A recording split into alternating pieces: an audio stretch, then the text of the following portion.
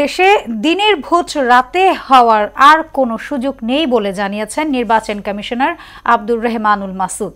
সংস্কার কমিশনের সুপারিশ নিয়ে এখনই মন্তব্য করতে না চাইলেও রাজনৈতিক দলগুলোর সদিচ্ছা এই ক্ষেত্রে সবচেয়ে গুরুত্বপূর্ণ বলেও মন্তব্য করেন তিনি। এম আর আসাদের প্রতিবেদন। বুধবার প্রধান উপদেষ্টার কাছে ১৫০টি সুপারিশ জমা দেয় নির্বাচন ব্যবস্থা সংস্কার কমিশন। এগুলো বাস্তবায়নে সংবিধান সংশোধনেরও প্রয়োজন হতে পারে। নির্বাচন ভবনে দুপুরে সাংবাদিকদের সঙ্গে কথা বলেন কমিশনার আব্দুর রহমানুল মাসুদ। সুপারিশ আনুষ্ঠানিকভাবে হাতে না পেলেও তিনি জানান, দ্রুত সংস্কার প্রক্রিয়া শেষ হলে নির্বাচনী প্রস্তুতিতেও গতি আসবে। আমি যতদূর জেনেছি যে 400 করবে, আপার হাউস, লোয়ার হাউস করবে, তাহলে কনস্টিটিউশন একটা করার দরকার, সংশোধনের প্রস্তাব আসবে।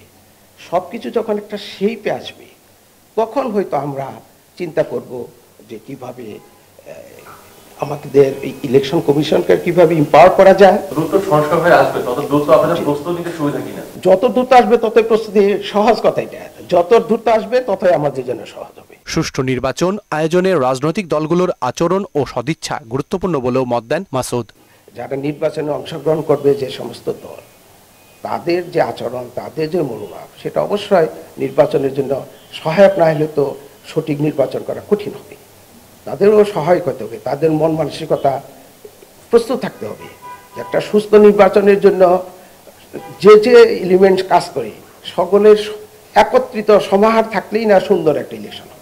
দেশে আর কখনোই রাতের ভোট ফিরে আসার সুযোগ থাকছে না বলেও আশ্বস্ত করেন এই নির্বাচন কমিশনার। অবশ্যই হবে না, অবশ্যই হবে না।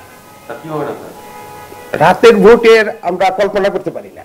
এম আর আসাদ, মোহনা সংবাদ, ঢাকা।